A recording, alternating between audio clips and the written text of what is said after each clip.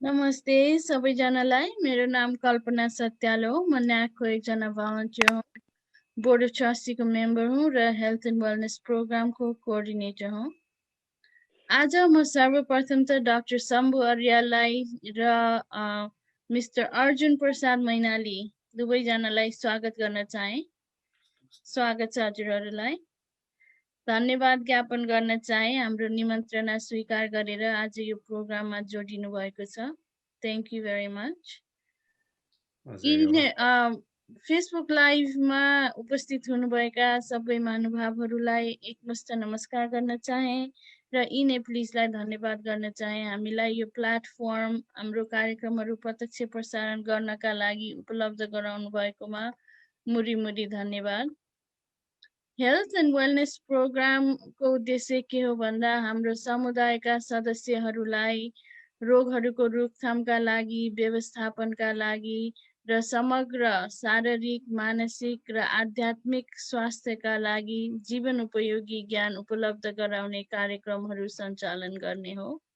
त्यसै सिलसिलामा हामीले हेल्थ अवेरनेस कार्यक्रम जस्तै कि prevention of heart disease, prevention of diabetes, prevention of kidney disease, colorectal cancer prevention आदि इत्यादि सञ्चालन गर्दै आएका छौँ र वेलनेसको बारेमा हामीले योगा, ध्यान, प्राणायाम, जुम्बा, एरोबिक्स, प्रवचनहरू र धेरै जीवन विज्ञानका कार्यक्रमहरू आदि इत्यादि सञ्चालन गर्दै आएका छौँ।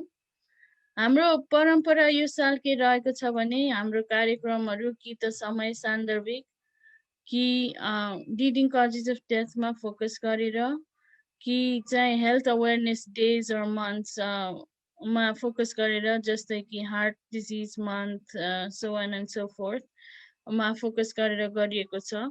यो आजको program saving lives, donate blood save lives भन्ने चाहिँ एउटा समय सान्दर्भिक भनेर देख्छु म। रक्तदान गर्ने कुरा चाहिँ आफ्नै स्वास्थ्यको लागि राम्रो हुने, फाइदा हुने कुरा, अरूको लाइफ बचाउन सक्ने कुरा भए तापनि हाम्रो सप्लाई र डिमान्डमा यति धेरै फरक किन छ त भन्ने कुरा आज हामीले यो प्रोग्रामबाट सिकौँला भन्ने आशा छ। मसँग आज मिस्टर सुमन तिमिसिना पनि हुनुहुन्छ। उहाँ चाहिँ समाजसेवक हुनुहुन्छ, हाम्रो न्याकको एकदम रेगुलर भलन्टियर हुनुहुन्छ। इन आउटसाइड अफ न्याक उहाँ चाहिँ हेल्थ केयर सेक्टरमा चाहिँ लिडरसिपको एक्सपिरियन्स छ उहाँको र outside of health care he is a executive director of international development institute. तर आज उहाँ चाहिँ न्याकको भलन्टियर भएर हाम्रो मोडरेटरको रोलमा आउनु भएको छ। हजुरलाई पनि स्वागत छ सुमनजी। अब हाम्रो कार्यक्रमको एन्डमा क्वेसन एन्सर सेसन हुनेछ। त्यसको लागि हामीले दुईजना भाइ बहिनी कला न्यौपाने र गोपाल उप्रेतीलाई पनि इन्भाइट गरेका छौँ। उहाँहरू चाहिँ अलि पछि आउनुहुनेछ। हजुरहरूको यदि क्वेसन छ भने कमेन्ट बक्समा राख्नुहोला र हामी लास्टमा क्वेसन एन्सर सेसनमा चाहिँ त्यसलाई एड्रेस गर्नेछौँ। अब ढिला नगरिकन म मेरो माइक्रोफोन जुम माइक्रोफोन हाम्रो मोडरेटर सुमन तिमिसिनाज्यूलाई हस्तान्तरण गर्छु र अहिलेलाई नमस्कार। सुमन तिमिसिनाज्यू हजुर म्युटमा हुनुहुन्छ है? म्युटमा रहन्छु। ल नमस्कार, थ्याङ्क यू सो मच। यो भन्दै म अब आजको कार्यक्रमको यस्तो आउटलाइन बताइदिनु पर्यो पहिला हाम्रो श्रोतावर्गलाई। त्यो भन्नुभन्दा पहिला म कल्पनाजीको चाहिँ एकदम आभारी छु। मलाई उहाँले अब बिस्तारै पर्मानेन्ट फिक्सर जस्तो बनाइसक्नुभयो। म लाज मान्ने मान्छे यस्तो माइक्रोफोन क्यामेरामा आउनलाई उहाँले त्यो हेजिटेसन अलिकति हटाउन थाल्नु भएको छ। अनि कल्पनाजीले चाहिँ रिगरसली मन्थली विकली बाई भएर हेल्थ केयरमा डाक्टर कल्पना सत्यालले एकदम रिगरसली लास्ट इयर मार्चबाट प्रोग्राम गर्नुभएको हो र त्यसको लागि हामी न्याकको तर्फबाट हामी धेरै आभारी छौँ र धेरै धेरै धन्यवाद। किनभने यो हाम्रो कम्युनिटीलाई एकदम चाहिएको कुरा हो। एकदम डाइभर्सिफाई, खालि बिमारी भएको बेला मात्रै जान्ने होइन, बिमारी नभएको बेला जान्नु सबभन्दा जरुरी छ। प्रिभेन्सन भन्ने कुरा त्यहीँबाट स्टार्ट हुन्छ। अब त्यो जान्नलाई हाम्रो विज्ञहरू आज यहाँ बोलाइएको छ। अब त्यसमा नि अब जहिले पनि मेडिकल एकदम प्योर हेल्थको कुरा हुन्थ्यो, आज चाहिँ अलिकति हटेर कुरा गरिन्छ रक्तदानको। रक्तदान भन्ने सबभन्दा ठुलो दान हो भन्ने हामीले सानैदेखि स्लोगन पनि सुन्दै आएका हौँ, पोस्टर देख्दै आएका हौँ। उहिले अब हामी केटाकेटीमा सिनेमा हेर्न जाँदाखेरि ठुलो त्यो सिनेमा हलमा बिचबिचमा देखाउँथ्यो पनि। अब हिजो आज त खोइ मलाई याद गरेको छैन। अनि भनेपछि अब यो त्यही बिचमा हाम्रो बिचमा भर्जिनिया आइनोवा मेडिकल कलेजबाट, मेडिकल हस्पिटलबाट र न्युयोर्कबाट दुईजना विज्ञहरू हुनुहुन्छ। अहिले म बिस्तारै परिचय दिन्छु। अनि त्यो गरेपछि उहाँहरूलाई 5 देखि 10 मिनटसम्म opening statement about blood, donating blood and saving लाइफमा उहाँहरूले बोल्नुहुन्छ। र त्यो भएपछि त्यसपछि हामी अलिकति इन्टरेक्सन मोडमा जान्छौँ र क्वेसन एन्सर गर्छौँ। तपाईँहरूलाई केही प्रश्न छ भने फेसबुक लाइभमा हाल्नु होला, म त्यहाँबाट पिकअप गर्नेछु। कल्पनाजी ब्याकग्राउन्डमा जानुभयो, हामीले कोअर्डिनेट गरेर ती क्वेसनहरू जति एन्सर गर्न सक्छ गर्छौँ। 8 PM चाहिँ हामी शार्प यसलाई बन्द गर्छौँ होइन। अब सबै प्रश्नको उत्तर नआउला, तर every good thing has to come to end भन्छौँ। अनि so this good thing will end at 8 PM। त्यो भन्दै म सबभन्दा पहिले परिचय गराउन आजको हाम्रो अर्जुन मैनालीजीलाई परिचय गराउँछु। किनभने अब अर्जुन मैनालीजी आउट अफ टाउन भएकाले म त्यहाँ उहाँबाटै स्टार्ट गर्छु। अर्जुन चाहिँ न्युयोर्क वासी हो अहिले। उहाँ काभ्रेपलाञ्चोक, नेपालमा काभ्रेपलाञ्चोकको मान्छे। 2001 मा उहाँ अमेरिका आउनुभयो, न्युयोर्क वासी हुनुहुन्छ। मैले उहाँ आएदेखि नै उहाँसँग मेरो चिनजान भएको हो। र उहाँले छिट्टै नै आफ्नो यहाँ परिचय कसरी गराउनु भयो भनेदेखि उहाँको एउटा रेकर्ड छ। उहाँले he has donated blood for over 195 times in 17 countries in almost all the continent. अनि उहाँले ट्राभल गर्दै मान्छेहरूलाई मोटिभेट गर्नुहुन्छ किन ब्लड डोनेसन गर्ने भनेर मोटिभेसन स्पिच दिनुहुन्छ कमिटीमा गएर, डिफ्रेन्ट अर्गनाइजेसनमा गएर। अनि उहाँले अब लिटरमा त अब त्यो 195 लाई कसरी गर्ने हो त मलाई थाहा छैन भने उहाँले बताउनुहुन्छ। र मैले जाने अनुसार उहाँको ब्लडले चाहिँ अबाउट 550 लाइफ सेभ गरेको छ। अनि त्यो डिटेल्समा हामी जाउँला। त्यसको साथै उहाँले चाहिँ blood donors association of Nepal भनेर एउटा ब्लोदान भनेर एउटा अर्गनाइजेसन पनि इस्टाब्लिस गर्नुभयो अमेरिकामा, ब्लड डोनर्स अफ अमेरिका भनेर। अनि उहाँ धेरै यो ब्लड डोनर्स रिलेटेड धेरै अर्गनाइजेसनमा आबद्ध हुनुहुन्छ। र साथै उहाँले चाहिँ मोटिभेट गर्नलाई एउटा किताब लेख्नु भएको छ। र त्यो किताब पनि म यहाँ अहिले यहाँ देखाउने छु तपाईँहरूलाई। अनिखेरि त्यो किताब चाहिँ उहाँको बडो इन्ट्रेस्टिङ किताब छ। अनि यो किताबमा चाहिँ उहाँले आफ्नो आत्मकथा ब्लड डोनेसन किन गर्ने भन्ने कुरा गरेको छ। त्यो किताबको नाम हो विश्व रक्तदाता। अनि यसलाई खालि नेपालीमा होइन, नेपालमा बोलिने हरेक भाषामा उहाँले 11वटा भाषामा यसलाई अनुवाद गरेको छ। यसैमा 11वटा भाषामा यसलाई अनुवाद गरेको छ। त्यसले गर्दाखेरि नेपालमा चाहिँ अब गुरुङ, लिम्बू, शेर्पा, संस्कृत, अङ्ग्रेजी, रञ्जना लिपि, तामाङ, थारू, मैथिली जेमा लिपि भएको चाहिँ सबै भाषामा चाहिँ बोल्ने भाषामा यसलाई अनुवाद गरेको छ। त्यसले गर्दा धेरभन्दा धेर मान्छेले चाहिँ यसलाई पढुन्, त्यहाँ पुगुन् भनेर उहाँले गर्नुभएको छ। र अर्जुनजी तपाईँको स्वागत छ। साथै अब म अर्को परिचय चाहिँ हाम्रो एकदम न्याकको भित्री मान्छे भन्छु उहाँलाई। हाम्रो हुनुहुन्छ बोर्ड अफ डिरेक्टर्स, बोर्डमा हुनुहुन्छ न्याकको। उहाँ त अहिले हाम्रो धेरै लेभलको मेम्बरसिप छ, मैले त्यो चाहिँ मैले बिर्सेको लेभलमा हुनुहुन्छ, सुरुदेखि लाग्नु भएको छ लाग्छ। अनि डाक्टर साहबको परिचय गराउँदाखेरि उहाँको परिचय पनि उति नै इन्ट्रेस्टिङ छ। किनभनेदेखि उहाँको परिचय गर्दाखेरि मैले खालि हाम्रो छिमेकमा फेयरफ्याक्समा बस्ने अनि हाम्रो न्याकको भलिन्टियर डक्टर भनेर मात्रै परिचय गराउन मिल्दैन। उहाँले चाहिँ टियुबाट उहाँले मेडिकल पढ्नुभयो र पढ्दाखेरि उहाँले 7 पल्ट गोल्ड मेडल पाउनु भएको छ, 7 गोल्ड मेडलिस्ट हो उहाँ। अनि त्यो भन्नु पनि किन आज आवश्यक हुन्छ भनेदेखि people has to be inspired by different things, okay. So that could be one of the things. अनि उहाँ चाहिँ युएसमा रेजिडेन्सी गर्नलाई डिसीको जर्ज टाउन हस्पिटलमा आउनुभयो, जर्ज टाउन मेडिकल कलेजमा। र त्यहाँ उहाँले त्यो रेजिडेन्सी सकेपछि उहाँले पुल्मोनोलोजी र क्रिटिकल केयर मेडिसिनमा युनिभर्सिटी अफ केन्टकी र ड्युक युनिभर्सिटीबाट पोस्टडक ट्रेनिङ गर्नुभयो। अनि त्यसपछि अहिले ड्युक युनिभर्सिटीमा उहाँ 4 वर्ष असिस्टेन्ट प्रोफेसर हुनुहुन्थ्यो र त्यो टर्म सकेपछि फेरि फर्केर फेयरफ्याक्समा आउनुभयो र अहिले यहाँ आइनोभा हस्पिटल फेयरफ्याक्समा एसोसिएट मेडिकल डक्टर हुनुहुन्छ लङ ट्रान्सप्लान्ट प्रोग्राममा र उहाँ चाहिँ डिरेक्टर अफ कम्प्रिहेन्सिभ सर्क्वाइट सेन्टरमा हुनुहुन्छ र उहाँको श्रीमती डाक्टर अरुणा पनि मेडिकल डक्टर फिजिसियन हो र 2 छोराहरू छन् उहाँको र उहाँ फेयरफ्याक्स निवासी हो। अब त्यो भन्दै अब आजको उसमा म के गरौँ भने अर्जुनजी तपाईँबाट स्टार्ट गरौँ होला क्विकली। तपाईँलाई चाहिँ केले मोटिभेट गर्यो, किन तपाईँ 1987 देखि यत्रो 31 इयर्सदेखि डोनेट गरिरहनु भएको छ र मैले हिजो मात्रै थाहा पाएको यो कोभिड लागिकन तपाईँले 21 2 टाइम्स डोनेट गरेकाले अहिले तपाईँलाई चाहिँ ब्यान गरिएको छ अरे डोनेसन गर्नलाई हो र त्यो बारे अलिकति तपाईँले 5 देखि 10 मिनट बोलिदिनुहुन्छ कि भन्छ। धन्यवाद। हस्, नमस्कार सम्पूर्ण श्रोतावृन्द महानुभावहरू। म अर्जुन मैनाली, एउटा रक्तदाता, अहिले न्युयोर्कमा बस्छु। हेर्नुहोस्, यो 2020 मा चाहिँ कोरोना महामारीले न्युयोर्कमा निकै ठुलो नोक्सान पुर्यायो। हजारौं मेरा साथी छिमेकीहरूको जीवन गयो, लाखौं मान्छे बिरामी भए, ब्लड ब्याङ्कमा रगत कम भयो, धेरै रक्तदान कार्यक्रमहरू पोस्टपोन भए। म एउटा रेगुलर रक्तदाता भएको हुँदाखेरि यस्तो गाह्रो परिस्थितिमा पनि मैले अझ धेरै रक्तदान गर्नुपर्छ भन्ने जस्तो मलाई लाग्यो र कोरोना महामारीको एकदम मध्य भाग अप्रिल 24 2020 मा चाहिँ मैले पहिलोपल्ट रक्तदान गरेँ र घरमा आइसकेपछि श्रीमतीलाई हेर श्रीमती आज मैले रक्तदान गरेँ नि, यो कोरोनामा एकदम रगत कम भइरहेको थियो भनेर भन्दाखेरि श्रीमती डराइन्।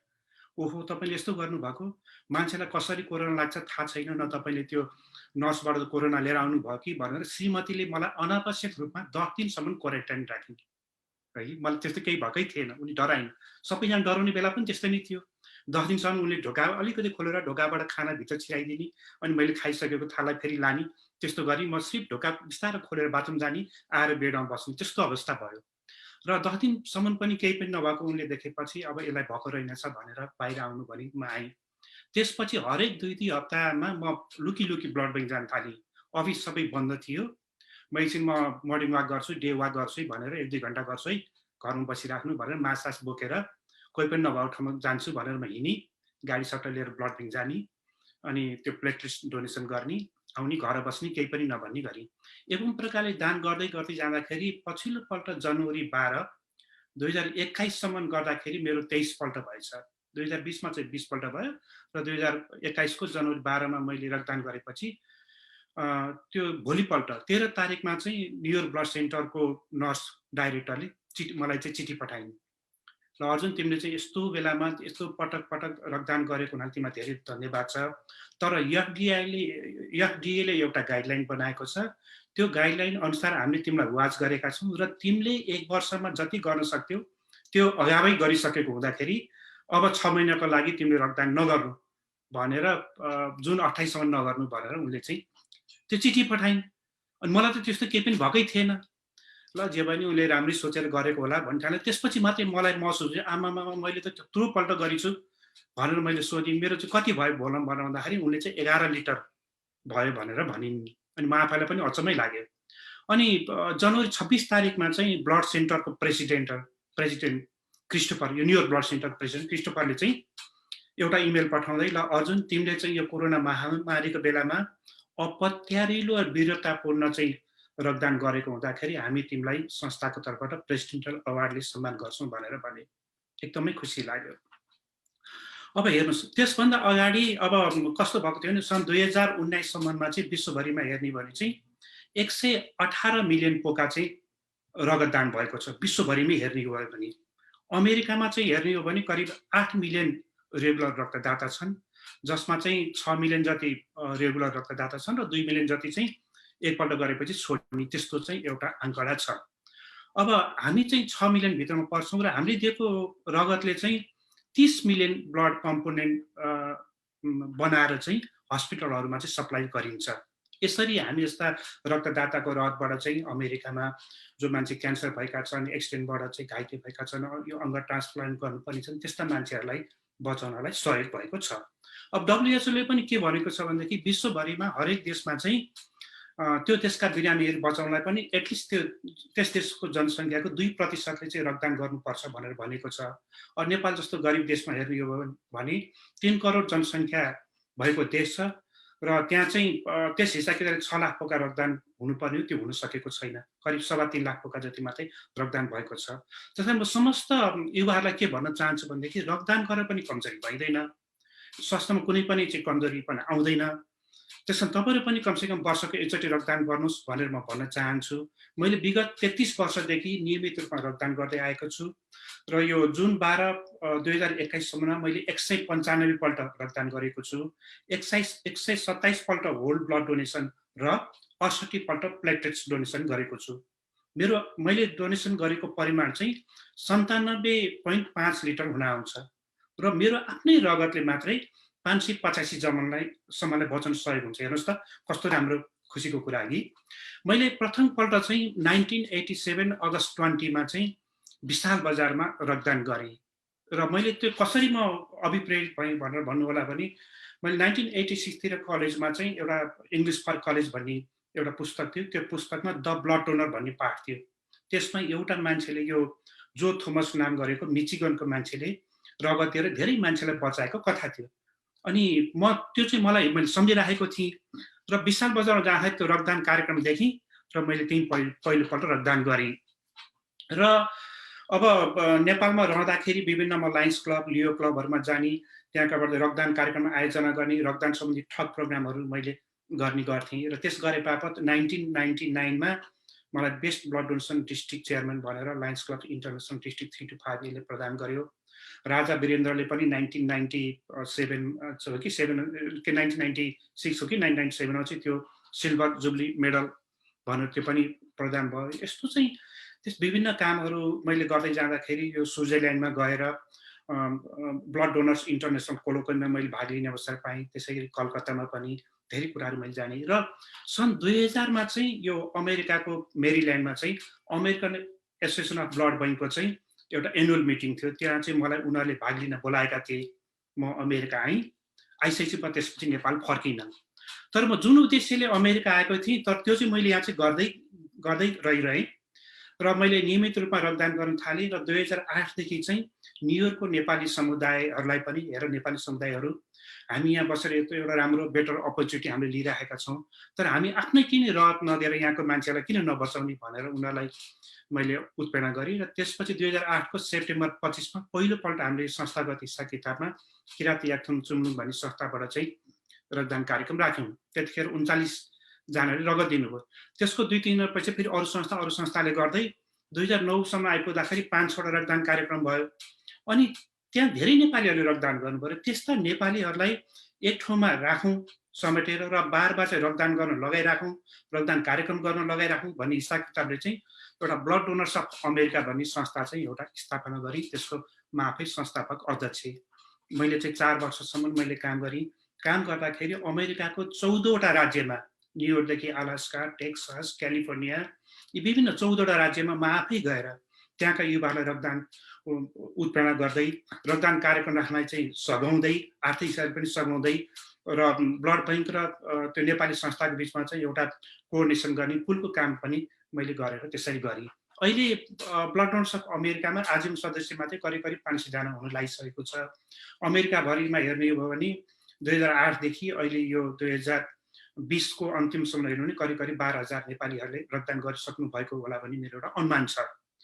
र अमेरिकामा यसरी सफल भइसकेपछि मलाई अरू प्रवासमा रहेका अरू देशका नेपालीहरूलाई पनि रक्तदान गर्न उत्प्रेरणा गरौँ भन्ने जस्तो लाग्यो र 2013 को मार्च 1 मा म क्यानाडामा गएर पहिलोपल्ट त्यहाँ रक्तदान गरेँ।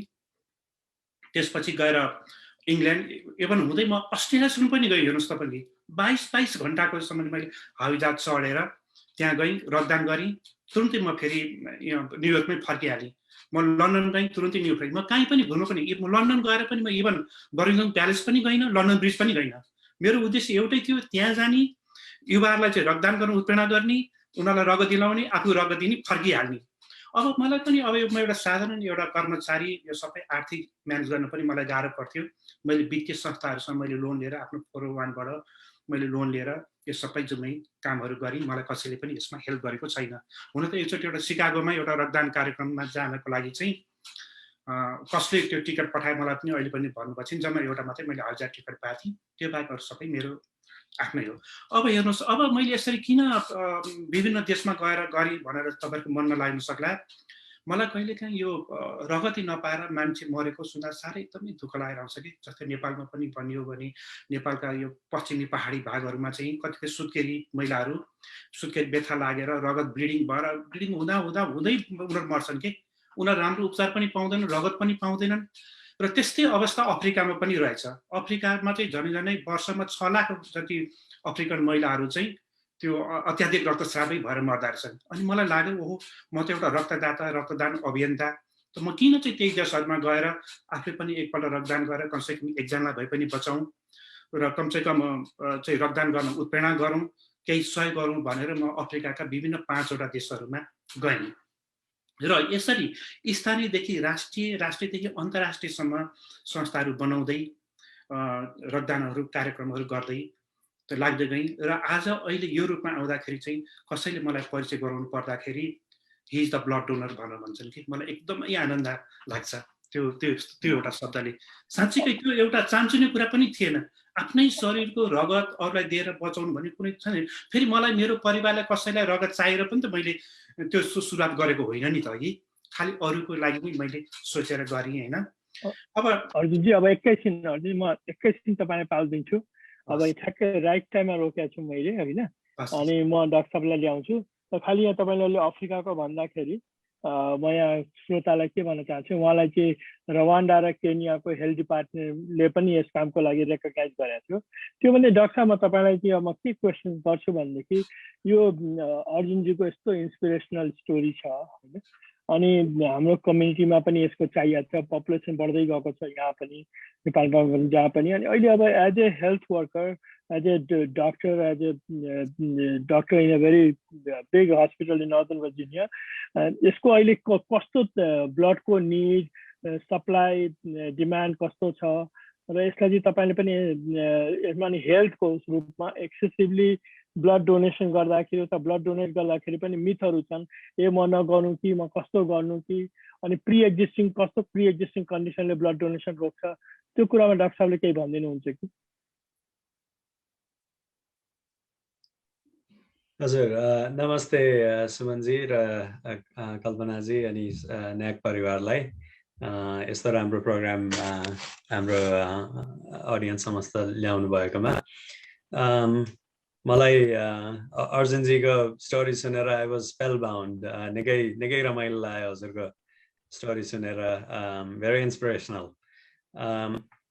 सुमनजीले अघि भन्नुभयो जस्तै म चाहिँ नेपालबाट एमबिबिएस गरेर युएस आएँ ट्रेनिङको लागि, र मैले पल्मोनरी क्रिटिकल केयर मेडिसिनमा ट्रेन गरेँ, जहाँ चाहिँ निकै चिकित्सा बिरामीहरूको केयर गरिन्छ। र अल्टिमेटली अहिले मेरो आफ्नो एरिया अफ प्र्याक्टिस चाहिँ लङ ट्रान्सप्लान्ट हो। र एकदमै समय सापेक्ष लाग्यो यो रक्तदान जीवनदान भनेर जुन यो कुरा ल्याउनु भयो यो आजको प्रोग्राम, र अर्जुनजीसँगको कुरा सुन्नलाई एकदम रमाइलो लाग्यो।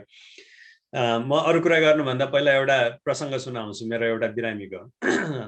म ड्युक हस्पिटलमा काम गर्दाखेरि, यो लगभग 4-5 वर्ष अगाडिको कुरा हो, एकजना बिरामी थियो न्युयोर्कबाट ड्युक हस्पिटलमा चाहिँ लङ ट्रान्सप्लान्ट गर्न आएको बिरामी।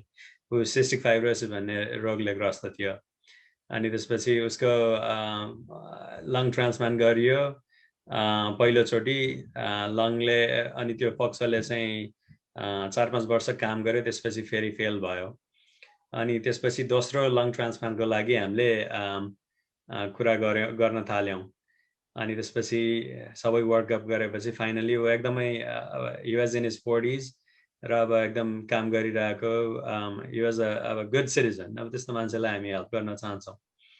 अनि हामीले वर्कअप गरेर लङ ट्रान्सप्लान्ट लिस्टमा राख्यो। उसको लङ ट्रान्सप्लान्टको लागि कल पनि आयो, र मलाई याद छ उसको लङ ट्रान्सप्लान्ट यति कम्प्लिकेटेड भयो कि त्यो सेकेन्ड सर्जरी भएको भएर रक्तस्राव धेरै नै भयो, ब्लिडिङ यति भयो कि उसलाई टोटल अफ 150 ब्लड प्रडक्ट्स चाहियो, between red blood cells, plasma, यो क्रायोप्रेसिपिटेटहरू भन्ने हुन्छ सबले गर्दाखेरि। अनि तर अर्को 2 हप्तामा ऊ रिकभर भएर हस्पिटलबाट बाहिर निस्केर गयो र अनि त्यसपछि ऊ मेरो आफ्नो बिरामी थियो। मैले उसलाई क्लिनिकमा चाहिँ फलो गर्थेँ र म त्यहाँ छोड्दासम्म उसले ट्रान्सप्लान्ट गरेर अर्को 2 वर्ष भएको थियो। He was back to work. अनि त्यसपछि आफ्नो उसको 2 जना यङ बच्चाहरू थिए, उनीहरूलाई केयर गर्ने। अब सायद त्यो रगत नभएको भए त्यो पोसिबल हुन्थेन। अब फोक्सो त थियो तर त्यत्रो अमाउन्टको ब्लड नपाएको भए उसको सर्जरी सक्सेसफुल हुन्थेन। अब यो एउटा यस्तै स्टोरी भयो। अर्को अब मैले क्रिटिकल केयर एटेन्डिङ इन्टेन्सिभिस्ट भएर काम गर्दा धेरै बिरामीहरू केन्टकीमा देखेको थिएँ, जुन चाहिँ अब यो कलेजोको रोग भएकाहरूले ब्लिडिङ भएर धेरै रगत धेरै मात्रामा चाहिने 10-12 पोका रगत चाहिने त्यस्ता बिरामीहरू हुन्छन्। यो एक्सट्रिम केसेसहरू भए। अब यसले गर्दाखेरि यो 2टा एक्जाम्पल के देखाउँछ भन्दा यिनीहरू त एक्सट्रिम केसेस भए, तर अब साधारण रगत चाहिने बिरामीहरू हाम्रा धेरै हुन्छन् र कोभिडले चाहिँ धेरै नै च्यालेन्जिङ बनाएको छ यो ब्लडको पाउनको लागि। र तपाईँहरूले न्युज हेर्नुभयो भनेदेखि के देख्नुहुन्छ भन्दाखेरि there is a lot of shortage of blood products across the world. अब यहीँ युएसमा पनि धेरै सर्टेज छ। किन भन्दाखेरि एक त अब मान्छेहरू कोभिडले गर्दा बाहिर जान, अब डोनेट गर्न नै जान हिचकिचाउने एउटा परिवेश भयो।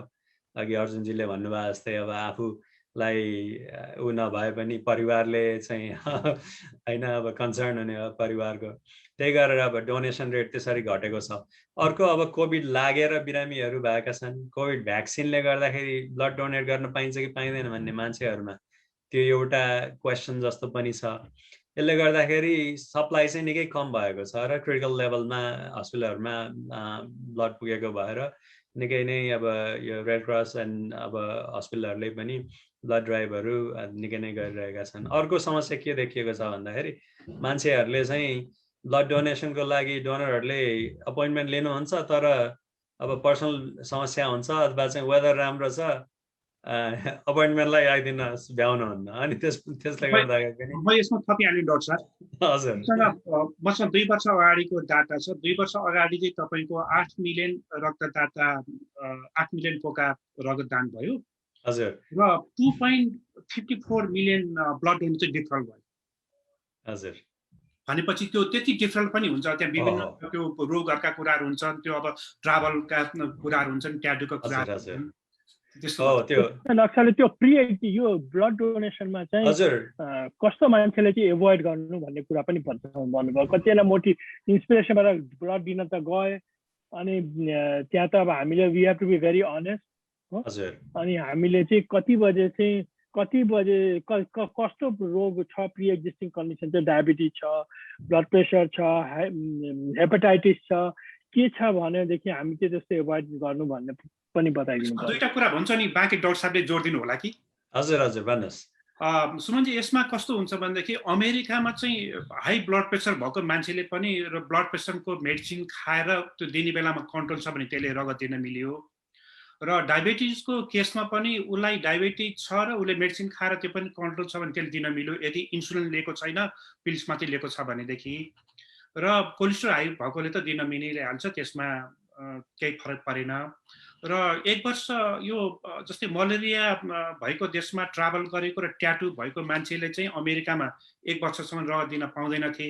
अहिले कोभिड सुरु भइकन चाहिँ उनीहरूले त्यो नियमलाई बदलेर अहिले 3 महिनामा झारेका छन्। अब बाँकी चाहिँ डाक्टर साहबबाट भनौँ। हजुर हजुर, हजुरले ठिक कुरा भन्नुभयो। अब ब्लड प्रेसर कन्ट्रोल छ र डायबिटिज वेल कन्ट्रोल छ भने त्यसमा कुनै कुरा भएन। अब ट्याटूहरू लिएको छ अथवा चाहिँ आफैले ब्लड ट्रान्सफ्युजन लिनु परेको छ अथवा चाहिँ आफैलाई कुनै ट्रान्सप्लान्ट लिएको बिरामीहरू छ भने अब डेफिनेटली गर्न मिलेन।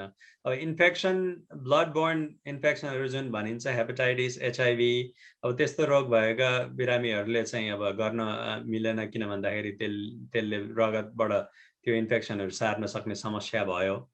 तर के हुन्छ भन्दाखेरि हजुरहरू जसले ब्लड डोनेट गर्नुहुन्छ त्यो एउटा फाइदा पनि के हो भन्दाखेरि त्यो हजुरको ब्लडमा त्यो सबै टेस्ट गरिएको हुन्छ त्यो अरूलाई कसैलाई दिनुभन्दा अगाडि।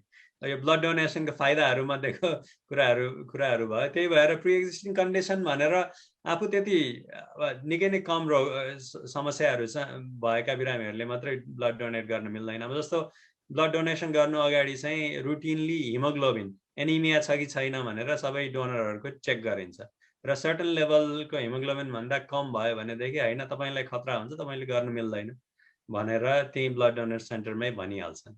त्यही भएर त्यो प्री एक्जिस्टिङ कन्डिसनहरुको लागि फेरि एउटा चेकलिस्ट हुन्छ। डोनेसन गर्नु अगाडि एउटा पेपर फर्ममा हजुरहरूले त्यो ट्राभलको अघि जुन अर्जुनजीले भन्नुभयो हिस्ट्री, त्यो सबै कुराहरू चाहिँ आफूले गरेपछि उनीहरूले स्क्रिन गरेर अनि त्यसपछि गर्न नपाउने हो भने नपाउने भनेर भन्छन्। तर धेरै कम कन्डिसनहरु हुन्छ जहाँ चाहिँ हजुरहरूले गर्न नमिल्ने हुन्छ। त्यही भएर इच्छा छ भनेदेखि सकेसम्म गएर भलिन्टियर गर्नु राम्रै कुरा हो। त्यसमा एउटा कुरा जस्तै अब त्यो जुन रक्तदान गर्नुभन्दा अगाडि चाहिँ त्यो 50-52 वटा कुराहरू सोधिन्छ। पर्सनल आचरणका कुराहरूदेखि लिएर आफ्नो स्वास्थ्यका कुराहरू पनि सोधिन्छन्। त्यसमा इमानदारीका साथमा त्यो भर्नुपर्ने हुन्छ। र अहिले मसँग एउटा डाटा छ डाक्टर साहब, 37 जना मान्छे, अब यो 282 जना मान्छे चाहिँ ब्लड ट्रान्सफ्युजनमा रियाक्सन भएछ, अमेरिकाको कुरा यो। हजुर। 10 मध्येमा 37 जना मान्छे मरे। अब मर्नुमा चाहिँ के रहेछ भनेदेखि 5 जना चाहिँ त्यो ब्लड डोनरको प्लेटलेट चाहिँ त्यो कन्टामिनेटेड भएको कारणले चाहिँ मरेछन् र 7 जना चाहिँ रङ ब्लड चढाइए। जस्तै अब बी चढाउनु पर्नेलाई त्यो ए चढाए। जस्तै अब टेक्सासमा पनि त्यो निकै ठुलो एउटा इस्यु बनेको थियो। त्यो चाहिँ 7 जना चाहिँ त्यस्तो भएछ। र त्यस्तो पनि कहिलेकाहीँ यो ह्युमन इरर पनि हुँदो रहेछ। तर डाक्टर साहबले भनेकै मैले थपिहालेँ, रगत दिनको लागि चाहिँ आफू चाहिँ एकदम कम्प्लिटली म स्वस्थ छु भन्ने कुरो चाहिँ आफ्नो जिउले पनि हुनु पर्यो र माइन्डले पनि हुनु पर्यो। एउटा कुरो त्यो हुनु पर्यो। र कोही मान्छेले रगत दिँदाखेरि पनि मलाई चाहिँ म कमजोरी फिलिङ भइरहेको छु भनेर उसले घरका मान्छेसँग सेयर गरेको हुन्छ, के हुन्छ, बाहिर समाजमा त उसले त्यति भन्न सकेको हुँदैन आफ्नो त्यो मान मर्यादाले गर्दाखेरि। तर त्यो यस्तो फिलिङ हुनु कारण चाहिँ के रहेछ भनेर भन्नुलाई डाक्टर साहब, अब हाम्रो शरीरमा चाहिँ करिब 70% 70 देखि 72-73% तरल पदार्थ हुँदो रहेछ। त्यसलाई मेन्टेन गर्नलाई हामीले हरेक दिन चाहिँ शरीरको वेट अनुसार 5% चाहिँ हामीले तरल पदार्थ पिउनु पर्दछ, चाहे दाल, दुध, पानी जे भने पनि। र यदि त्यो मान्छेले चाहिँ त्यो एक दिनमा 5% तरल पदार्थ पिएको छैन भने त्यसै पनि त्यो शरीरमा चाहिँ उसको चाहिँ त्यो तरल पदार्थ कम भएर चाहिँ उसलाई रिउमाटोइड लाग्ने, मुख चाहिँ सुक्ने त्यो भइ नै राखेको हुन्छ। त्यस्तो अवस्थामा त्यो मान्छेले गएर रगत दियो भने त 500 त्यो मिलिलिटर सट निकाल्दा त डेफिनेटली उसलाई त रिउमाटोइड लाग्ने, कमजोर हुने भइ नै हाल्छ। भएको कारण चाहिँ त्यस्तो रहेछ त्यो। हजुर हो। हजुर, तपाईँलाई एउटा क्वेसनमा अर्को सोधिहाल्छु यसमा। अनि कतिपल्ट अब हामीले चाहिँ हिजो आज मेरो चाहिँ ब्लड डोनेसनको फ्रिक्वेन्सी एकदमै कम भएको छ। पहिला गर्थेँ, भलिन्टियर गर्न धेरैपल्ट गरियो ब्लड डोनेसन गर्ने ठाउँमा। अनि त्यहाँ गर्दा कतिजना आउने अनि यसो फिल गर्ने कि म गरौँ कि नगरौँ भनेर, अनि त्यहाँ आउने हेर्ने जाने गर्दाखेरि किन नगर्नु, म अलिकति कमजोरी छ, खोइ मलाई मिल्दैन होला भन्ने त्यो एउटा छ कि। अनि त्यो कमजोरी भन्ने कुराको जुन एउटा मान्छेको दिमागमा छ नि, त्यो कमजोरी अर्जुनजीले भने जस्तै अलिकति मेडिकली त्यो कमजोरीको कुरा पनि ब्लड डोनेट गरेर मान्छे कमजोर हुन्छ कि हुँदैन भन्ने कुरामा अलिकति मेडिकली हजुरले भनिदिनु पर्यो। हजुर, अब के हुन्छ भन्दाखेरि मान्छेको औसत मान्छेको ब्लड भल्युम चाहिँ अबाउट 5 लिटर्स जति हुन्छ र 1 पॉइन्ट ब्लड निकाल्दाखेरि अब 1/10 भन्दा पनि कम भयो त्यसको। त्यही भएर अर्जुनजीले भन्नुभयो जस्तो राम्रोसँग हाइड्रेटेड भइरहेको बेलामा र ब्लड ग्लुकोज जस्तो कम नभएको बेलामा चाहिँ त्यति ब्लड निकाल्दाखेरि खासै मान्छेलाई समस्या पर्दैन। अब कसैको हार्ट डिजिज छ अथवा हार्ट फेलियर छ अथवा त्यो अरू कुनै कन्डिसनहरू छ भने त्यो छुट्टै कुरा। तर साधारण मान्छेमा चाहिँ त्यति ब्लड भल्युम निकाल्दाखेरि खासै नराम्रो हुँदैन। कहिलेकाहीँ के हुन्छ भन्दाखेरि त्यो सियोले घोच्दाखेरि चाहिँ भेगल रियाक्सनहरू भएर मान्छेलाई अलिकति डिजिनेस हुने अथवा चाहिँ अब त्यो डिहाइड्रेटेड भएको स्टेटमा ब्लड डोनेट गर्यो भनेदेखि अलिक फेन्ट हुने कुराहरू हुन सक्छ। तर अब त्यो सबै कुरा विचार गरेर अब के हुन्छ भन्दाखेरि ब्लड डोनेसनको एउटा अर्को फाइदा भनेको के हो भन्दाखेरि एउटा मिनी फिजिकल पाउनुहुन्छ हजुरहरूले ब्लड डोनेसन गर्न जाँदाखेरि। किन भन्दाखेरि क्वेसनहरू सोधिन्छ, त्यो 50-60 वटा क्वेसनहरू हुन्छ। अनि त्यसपछि ब्लड प्रेसर जाँचिन्छ, सबै भाइटल्सहरू जाँचिएको हुन्छ। अनि त्यही भएर एउटा मिनी फिजिकल पाउनुहुन्छ। अनि अब त्यसमा कुनै समस्या देखियो भने र ब्लड डोनेसन गर्न मिल्ने क्राइटेरिया भएन भने त गर्नुहुन्न। तर त्यही भएर राम्रो स्क्रिनिङ भएको हुन्छ र ब्लड डोनेसन गर्दाखेरि त्यस्तो साह्रै कमजोर हुने भन्ने चाहिँ अलि थोरै मानिसहरूमा मात्रै हुन्छ। अनि के हुन्छ भन्दाखेरि अर्को चाहिँ ब्लड डोनेट गरिराख्यो भनेदेखि ब्लड हाम्रो शरीरमा रक्त कोषहरू बनाउने भनेको बोन म्यारो, यो हड्डीको भित्र जुन एउटा सफ्ट टिस्यु हुन्छ त्यहाँ चाहिँ बनिरहेको हुन्छ। र जति ब्लड डोनेट गरिराख्यो भने बडीले आफै बनाउन सकिरहने चाहिँ एउटा बानी परेको हुन्छ भनौँ न। जस्तो अब त्यही भएर रेगुलरली ब्लड डोनेट गर्ने मान्छेहरू जस्तो एक्सिडेन्टमा पर्यो भनेदेखि उनीहरूलाई चाहिँ त्यो पछि एक्सिडेन्ट पछि ब्लड बनाउनको लागि बडीलाई धेरै सजिलो हुन्छ, किन भन्दाखेरि त्यो बानी परिरहेको हुन्छ हैन। त्यही भएर अब ब्लड डोनेसनको अब फाइदाहरू त अब अरू धेरै नै धेरै कुराहरू गर्छ। तपाईं ब्लड डोनेट गरिरहने मान्छे उज्यालो देखिन्छ भन्नुहुन्छ यसको लागि त्यसको खब्दीहरुमा जस्तै अब यो पुरुष मान्छेहरुमा चाहिँ जस्तै महिलाहरुमा त अब उहाँहरुको महिनावारी हुने भएको हुनाले हरेक महिना पछि थोरै रगत जाने भयो, उहाँलाई त्यति केही समस्या भएन। पुरुषहरुमा चाहिँ रगत दिइरहने पुरुषहरुलाई चाहिँ त्यो रगतमा चाहिँ आइरन तत्व बढी भएर चाहिँ हुने चाहिँ हार्टमा आउने सम्भावना चाहिँ एकदमै न्यून हुन्छ। त्यो एउटा चाहिँ अति नै फाइदाको कुरो भयो। अनि दिइसकेको रगत पनि अब त्यो ल्याबमा लैसकेपछि ब्लड बैंकले 10-12 किसिमका विभिन्न त्यो इन्फेक्सनहरु चाहिँ चेक गर्ने भएको हुँदाखेरि त्यो पनि अर्को फाइदाको कुरो भयो। हजुर, यो एकदम सही कुरा भन्नुभयो। अब जुन आइरन बडीमा धेरै भयो भनेदेखि त्यसले अक्सिडेटिभ स्ट्रेस भन्ने एउटा दिन्छ र हार्ट डिजिजको एउटा रिस्क फ्याक्टर हो। अनि त्यही भएर रेगुलर ब्लड डोनेट गर्ने मान्छेहरुमा चाहिँ त्यो आइरन ओभरलोडको रिस्क चाहिँ कम हुन्छ र त्यही अनुसार हार्ट डिजिजलाई प्रोटेक्टिभ हुन्छ भन्ने अलिअलि रिसर्चहरुले पनि देखाएको छ। मलाई एउटा प्रश्न आएको थियो, त्यो के छ भने एज लिमिट छ कि छैन ब्लड डोनेसन गर्नमा? मलाई अन्दाजीले आन्सर गर्नु भने तपाईहरु एक्सपर्ट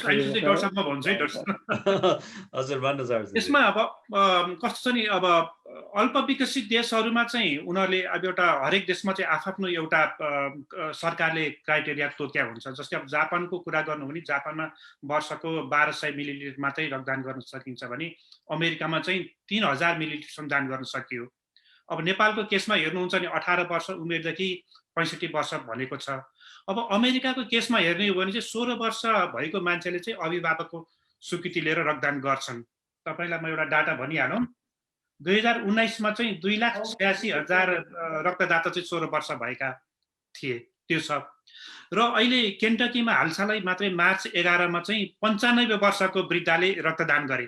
95 वर्ष पत्याउनुहुन्छ तपाई? यो भर्खर यो टेलिभिजनमा आएको छ, मेरो फेसबुकमा पनि मैले त्यो भिडियो क्लिप राखेको छु। र उहाँले चाहिँ त्यतिखेर 35 ग्यालन गर्नुभयो, 35 ग्यालन गर्नुभएछ जम्मा जम्मी त्यो बेलासम्ममा। त्यसमा केही मेडिकली केही छैन? मेडिकल छैन। अब 17 वर्षदेखि 75 वर्षसम्म स्वविवेकले गर्न पाइयो आफ्नो इच्छाले अमेरिकामा। 16 वर्षले प्यारेन्ट्सको स्वीकृति लिनु पर्यो।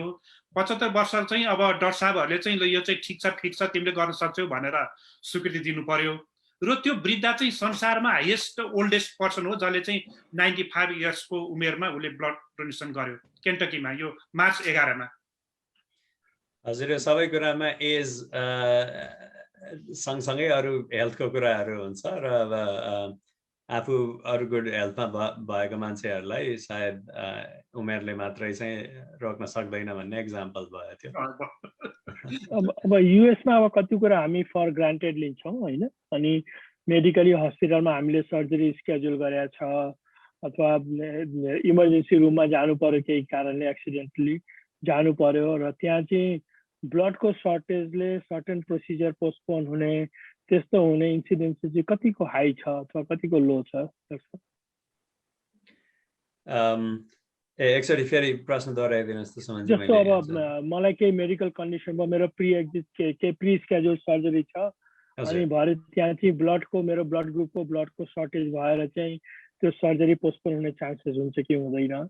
अथवा एक्सिडेन्ट भएर जाँदाखेरि केही प्रोसिजर गर्दाखेरि त्यो ब्लड ग्रुप इमिडिएटली अभाइलेबल नहुन सक्छ, त्यस्तो चान्सेसहरू चाहिँ अमेरिकामा, किनभने अझै पनि अघि अर्जुनजीले डेटा दिए अनुसारले जति डिमान्ड छ त्यति सप्लाई भइरहेको छैन। त्यस्तो सर्टेजहरू कसरी ह्यान्डल गर्नुहुन्छ तपाईहरु? हैन, त्यो डेफिनेटली त्यो पोसिबिलिटी हो।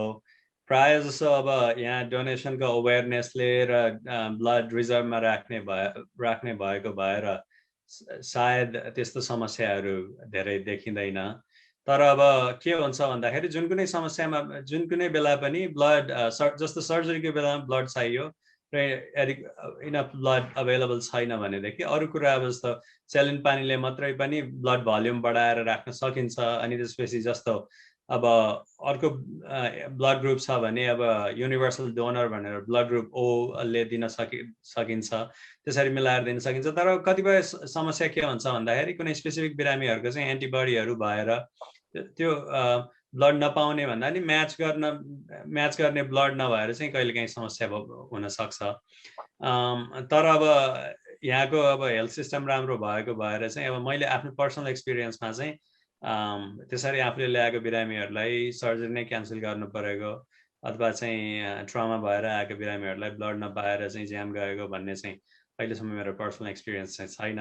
तर डेफिनेटली अब यस्तो डिमान्ड एन्ड सप्लाईको कुरा गर्दाखेरि सप्लाई कम हुँदै गयो र चाहिँ अब यसरी पेन्डेमिकले चाहिँ ब्लड रिजर्भहरू कम गरायो भने त्यसो हुन नसक्ने भन्ने होइन।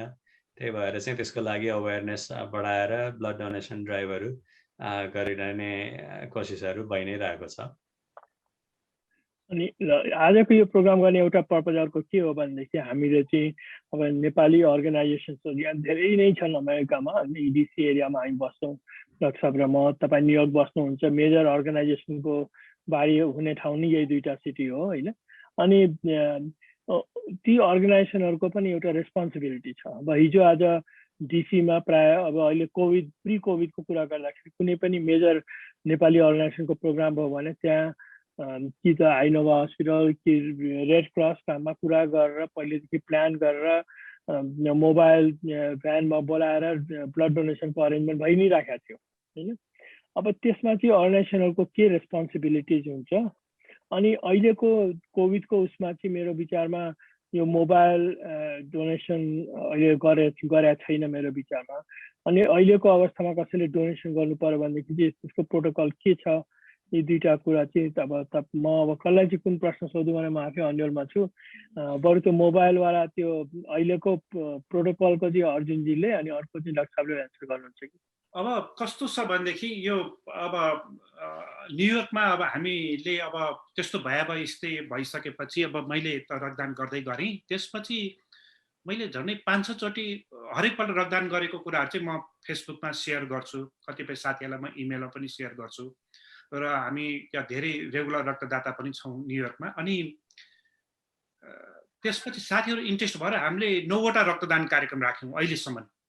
9वटा रक्तदान कार्यक्रमबाट चाहिँ करिब 600 मान्छेले रगत दिए। अब प्रायःजसो नेपालीहरू चाहिँ राम्रो काममा गर्ने भनेपछि गर्ने भन्ने भावनाको त्यस्तो हुन्छ।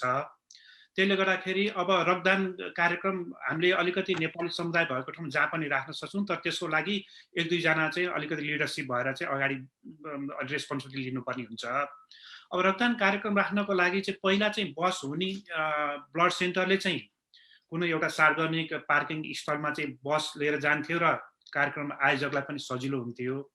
अहिले कोभिडको कारणले गर्दाखेरि सोसियल डिस्टेन्सको कुराहरू बसमा चाहिँ सम्भव नहुने, बसमा चाहिँ सानो ठाउँ हुन्छ, सम्भव नहुने भएको हुँदाखेरि हाम्रो न्युयोर्कमा चाहिँ ब्लड सेन्टरले के भनेको छ भनेदेखि करिब 1500 देखि 2000 स्क्वायर फिटको एरिया भएको खुल्ला ठाउँ र धारा बाथरुमको सुविधा भएको भुइँतला अथवा चाहिँ माथिल्लो तलामा छ भने लिफ्ट भएको त्यस्तो ठाउँमा हो भने चाहिँ हामी रक्तदान कार्यक्रम चाहिँ राख्छौँ।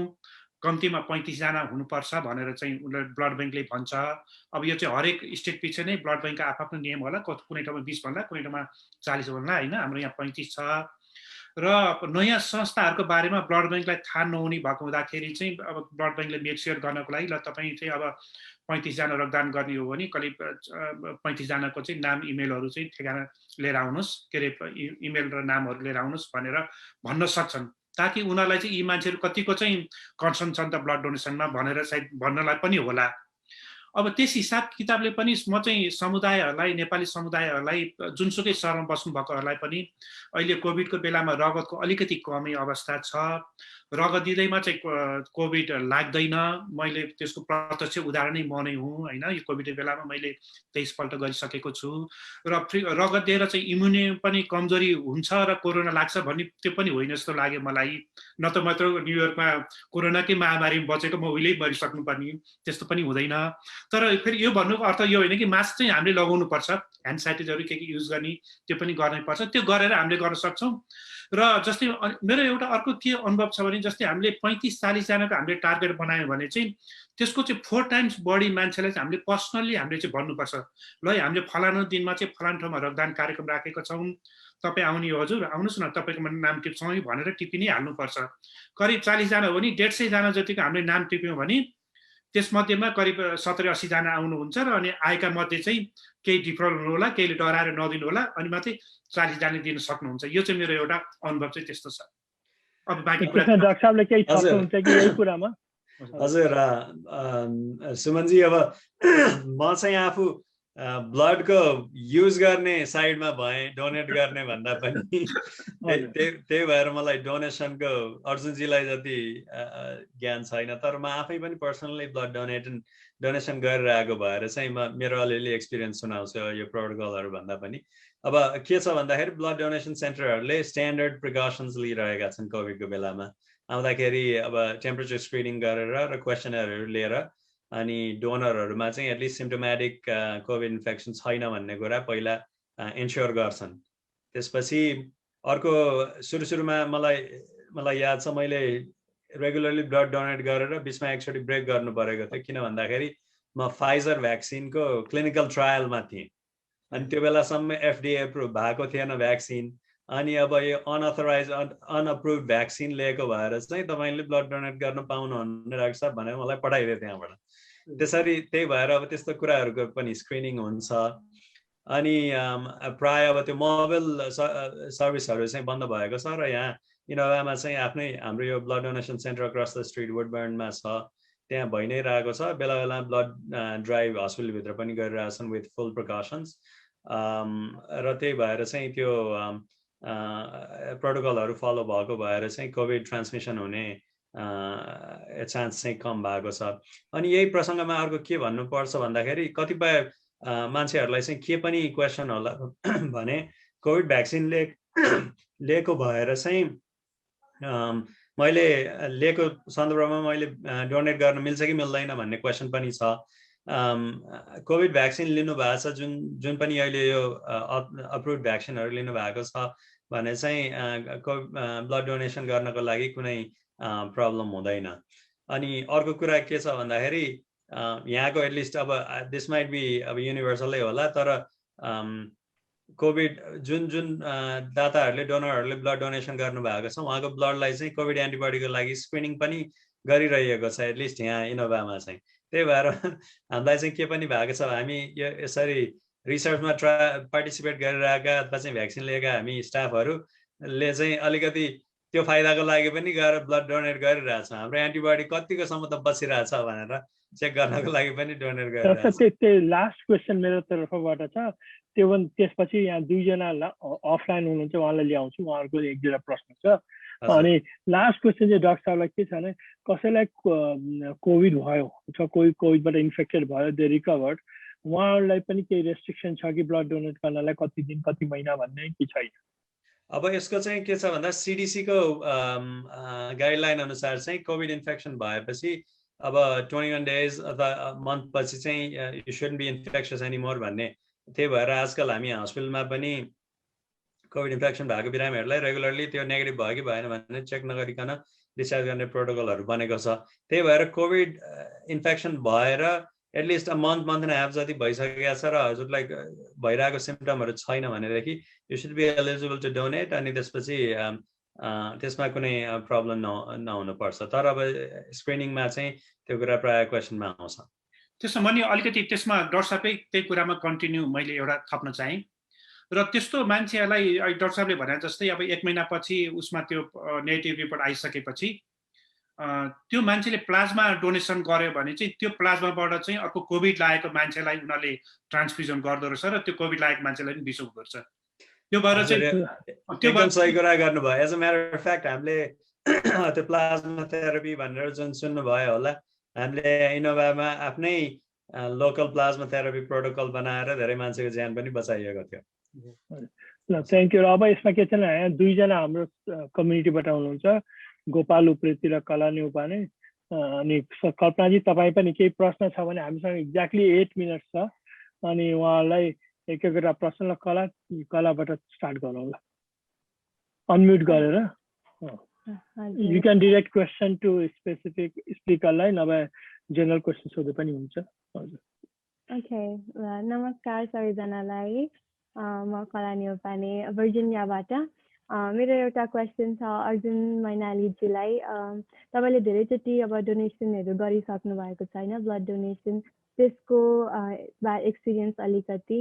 ब्लड डोनेसन गरेपछि चाहिँ हजुरलाई फिजिकली कस्तो अनुभव भएको छ, विकनेसहरू हुन्छ कि हुँदैन, र त्यस पछाडि चाहिँ हामीले ब्लड डोनेसन गरिसके पछाडि चाहिँ केही अब स्पेसल केही गर्नुपर्छ कि पर्दैन, त्यही हो है त, अलिकति भनिदिनुहोस् हजुरको एक्सपिरियन्स।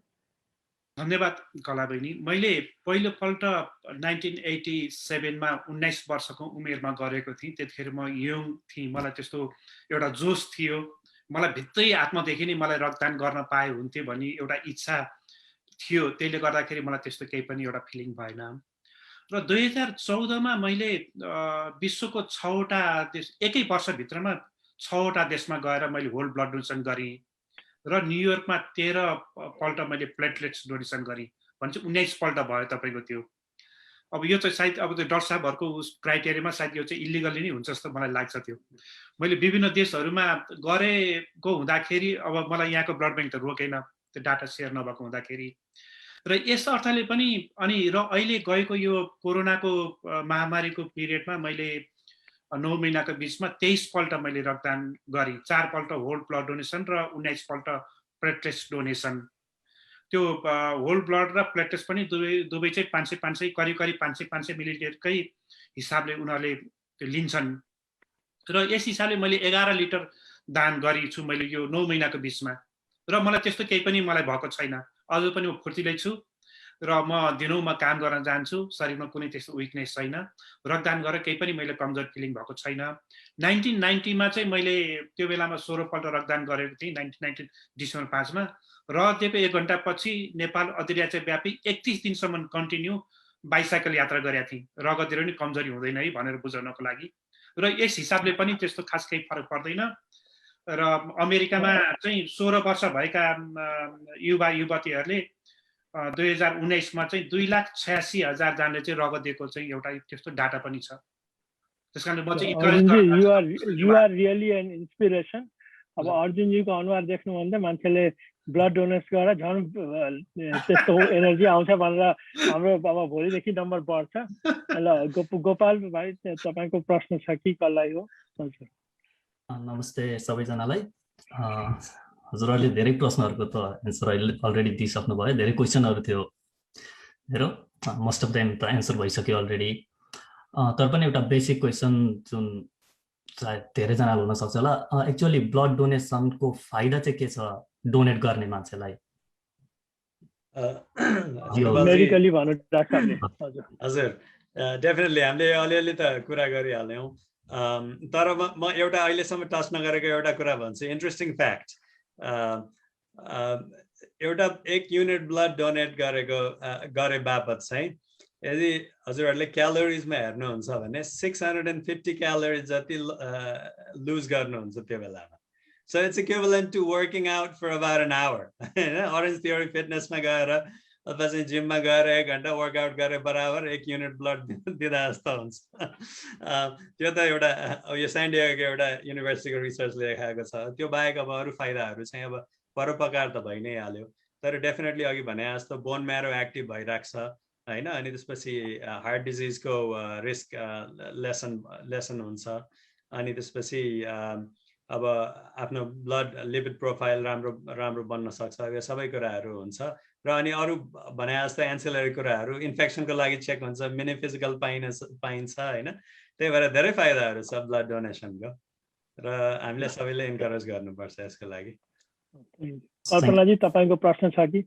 म कलालाई सोध्छु। कला अर्को एउटा क्वेसन छ तिम्रो कि सिध्यो? हजुर मेरो most of the questions already answered भइसक्यो एउटा सानो क्वेसन छ सो हामीले अब म ब्लड डोनेसन गर्छु भनेर I already gun inspiration from you मैले गरेको छुइनँ साँच्ची भन्नुपर्दा अहिलेसम्म होइन बट आइम इन्सपायर्ड तपाईँको यो स्टोरी सुन्दाखेरि सो म गर्छु भनेर सोचाइ बनाइसके पछाडि अगाडि कसरी बढ्ने कहाँनिर गएर चाहिँ अब म ब्लड डोनेट गर्ने अलिकति भनिदिनुहोस्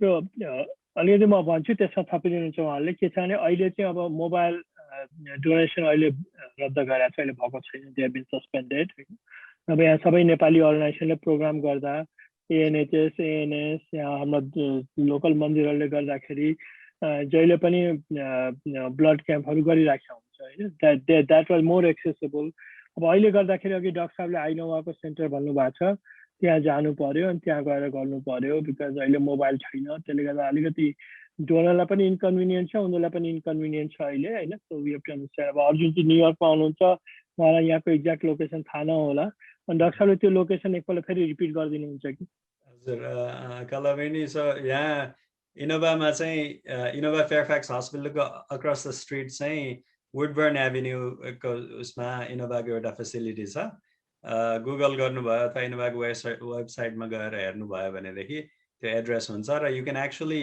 sign up online and get an appointment गर्दाखेरि अनि गरेर अनि you can donate every 8 weeks every 16 weeks depending on त्यसरी रेगुलरली पनि गर्न सकिन्छ भर्जिनियाको लागि भयो अब अरू सहरमा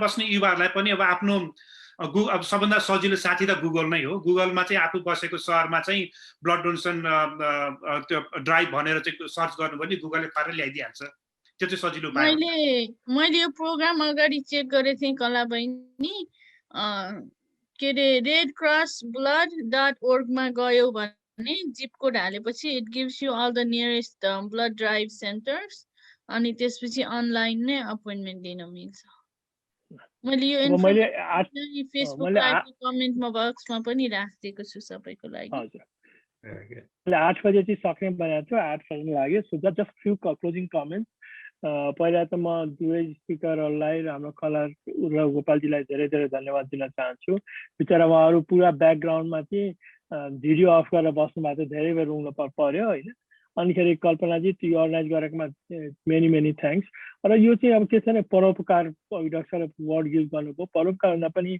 यो गर्नु एकदमै राम्रो हो यसले एउटा life one life is also to many life त्यो वान लाइफ मात्रै भनेर हामीले भन्नु हुँदैन वान इज टु मेनी अनि त्यो चाहिँ ध्यानमा राख्नु पर्यो भोलि हामीलाई नि त्यो यसको आवश्यकता पर्न सक्छ आफ्नै दाजुभाइ साथीभाइमा पर्न सक्छ त्यसले गर्दा यो एउटा कल्चर एउटा हामीले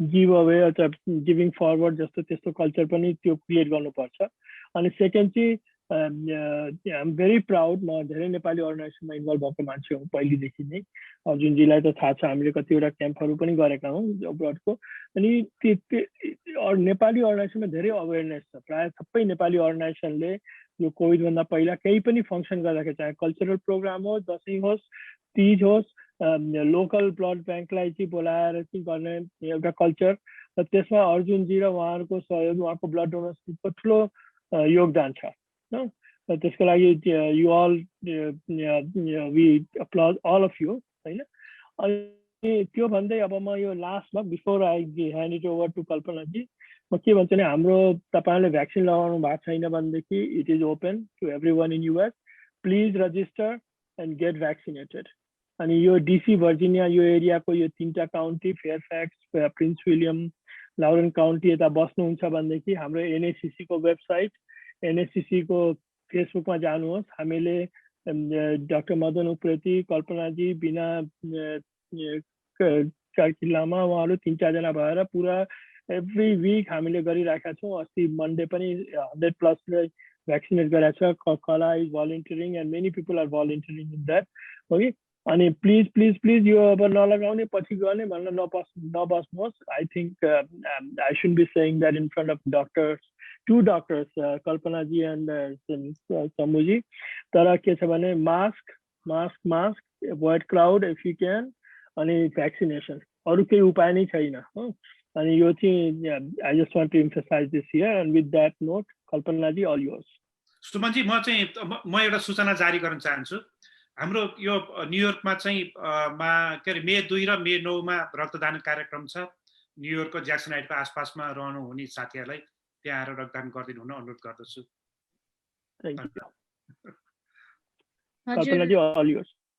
हजुर डाक्टर अर्याल, अर्जुनजी, कला, गोपाल सबैजनालाई धेरै धेरै मुरी मुरी धन्यवाद।